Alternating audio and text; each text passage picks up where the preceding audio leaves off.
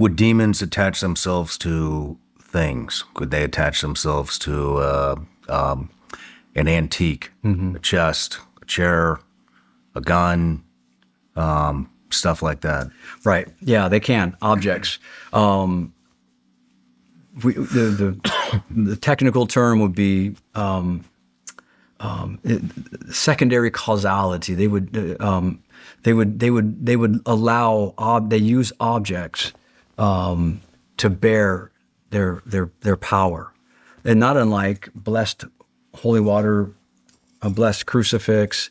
When a crucifix or a rosary or scapular is blessed, it bears the blessing of Christ through his church. And so it's a sacramental. It carries the power of the church. I've had cases where we just can't quite figure it out, and I'll put 2 cups of holy water. And this is off session, no, just doing catechesis. One's blessed holy water, one is not blessed. And tell me which one, are these different? Every time, yeah, this one's hotter.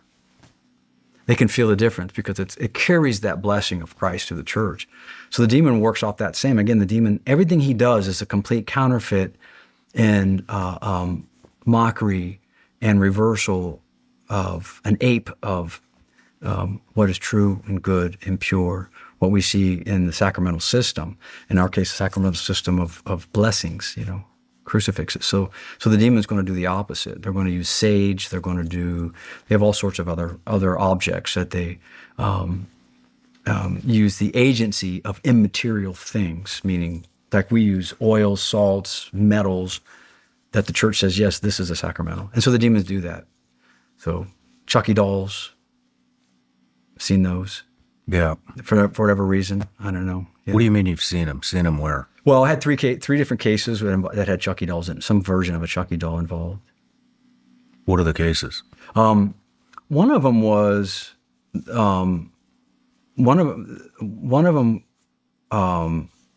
was a single mom, and she just reported, and other people reported. So it's not just someone tells me, because who knows, but these are verified. But she was a single mom, and she went into the daughter. She was pretty heavily afflicted. She went into the daughter's bedroom, was cleaning up, and she would hear the Chucky doll. It was, a little doll with the pull string, saying things off script like, "Why are you leaving me here alone? Come in here and get me." Holy cow! Yeah, that'll put a fear of God in you. Yeah. So, what do you do with an object like that? I real quick. I mean, my head security guy, who we're both mutual friends with. I don't want to say his name on here, but we talk about this kind of stuff quite often. And he had brought up, you see all this stuff in here. Yeah. This is all from my previous life or guests of mine. The epitome of cool. Right? It's all like historic stuff. Yeah, it's historic, sentimental cool, stuff to me. Ed Calderon gave me this statue of a Santa Muerta. Are you familiar with that? Yeah. Very. He gave me a Santa Muerta that he took out of a taxi that was smuggling drugs into the United States. It was a wax figure, cracked it in half, full of heroin. There's a whole trunk full of these things.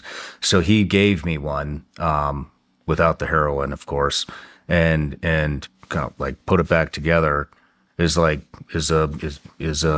keepsake, for the studio. It's right up there. I put a rosary around it. Yeah. Next to, yeah, that stuff up there. He says I need to get rid of that thing. It's actually slipped my mind since he told me that until we're just having this exact conversation. What do you think? I'm going to quote a famous rapper, MC Hammer. It's hammer time. I would get rid of it. Really? Yeah, because these things they carry the curse that came with them. They carry the curse. They also use statues of the Virgin Mary and smuggle drugs over. I had a church lady, saw this beautiful statue. Well, she wanted to rescue it from a pawn shop. Brings it home. She said, ever since I brought that into my home, there's just been strife and problems. And I said, I said, what, does that have a big thing? And I described it. She's like, yeah. I said, yeah, that was probably used to smuggle drugs across the Mexican border, get rid of it. So bless, burn, and bury. I put the formula in, and I'm not plugging books. I'm just telling you, I'll give you the formula. I'll cut and paste it for you. Destroy it, render it inoperable, pray a couple of prayers of that God would decommission the evil from it and smash it, break it up, and then sprinkle it into running water or bury it. I would put it into running water and let it flush away. Okay. We've seen everything from cursed rosaries. You know, there's satanic rosaries that are out there. Yeah, yeah. They're coming from China, and Satanists are cursing them and shipping them to parishes. You know, give these out to the kids. They're the glow in the dark ones. Every Catholic kid had glow in the dark rosaries. You know, and so we had some come to a parish once, and they just showed up like, oh, this is great. There's samples of these rosaries, and church lady tried to. Then she realized there's satanic symbols on them, so she put them into her fireplace and tried to burn them, and it smoked her house out. Are you serious? Yeah. So I'm the dirty jobs guy, you know. So like, oh, okay, let Dan get rid of it, you know. Now we've learned over the years, no, you get rid of it. Well, in this case, the pastor should have been with me, or if somebody has some object from Grandpa, some garbage or whatever, they destroy it. We'll walk them through it. But this case, I destroyed it. So I take it out to a remote place, going to bless, burn, and bury, going to throw it. And so I had it burning. And right when I started lighting it up, 4 dogs came out of the brushes and surrounded me. And this is before the Shawn Ryan show. I didn't have my P365 Legion. I had something. It didn't matter what I had. It was sitting in my Jeep, and they surrounded me. I couldn't get to it between me and the fire. So I had a shovel, and I was like, all right, game on, 4-on-1. I guess this is it, you know. And then I start to rear back, and I was going to attack the most aggressive one. As soon as I reared back, this lady, black from head to toe, just comes walking out of the. I'm in the middle of nowhere. She walking out. The dogs. She doesn't say a word. She just watches me the whole time, and they just quietly get in behind her and they just walk off.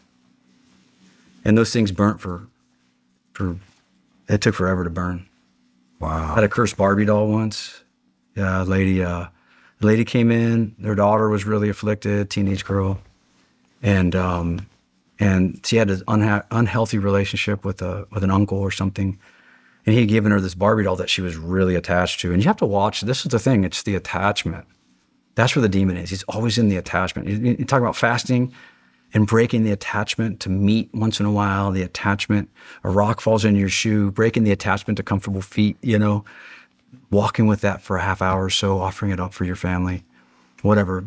So breaking that attachment to this object. So that's how you know where the demon is. So the daughter was really attached to it. And she had chronic problems with her right leg. She couldn't figure it out. And the parents were like, we know it's something wicked, but we can't figure it out. We said, okay, give us the Barbie doll. I said, okay. So she gives us the Barbie doll. Okay. Why did they say give us the Barbie doll? Did they knew that observe her and see what she was most attached to? They knew that the uncle had given her a Barbie doll that was a little creepy, and the uncle was a little creepy. Mm. And so we just said, okay, then get rid of it. We just said, tell me about the Barbie doll. Oh, you can't have it. Okay, then get rid of it. I mean, it's that blunt. There's no nice. It's like, oh, really? You're attached to it? Give it to me. We're going to get rid of it for you. I want to see it. So she brings it. They bring it, and it's covered with paintings and symbols. A Barbie doll, dressed like, you know, kind of like occult clothing, and missing a right leg, and just young girls. So we take it to a remote place. And we dig a hole, and I'm looking around because, you know, I just don't need to be seen. I'm trying to get rid of this thing and do the right thing for these people. Again, now that we've matured you guys learn stuff over time in combat too, and you learn how to kick doors in better than you did before. So it's the same thing. So we've learned. Now we would say, no, Dad, you're in charge, Dad. You're the head of household. You burn it.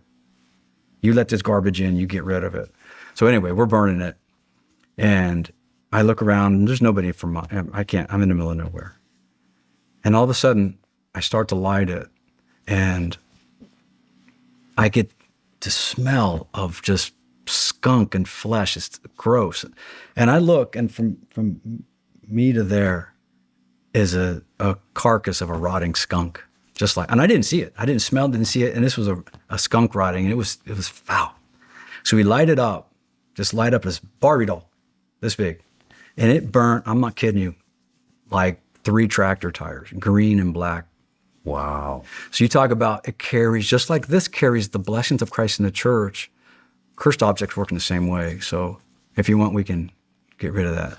Should we get rid of it here, or do I need to We can get rid of it. take it to somebody else's property? Yeah. Who's your biggest enemy? Give him a gift. I got a lot of them. Yeah. So yeah, we get rid of here, take it to the river and break it, dispose of it. I'll give you the formula to pray. No matter where you're watching Shawn Ryan Show from, if you get anything out of this, please like, comment, subscribe, and most importantly, share this everywhere you possibly can. And if you're feeling extra generous, please leave us a review on Apple and Spotify podcasts.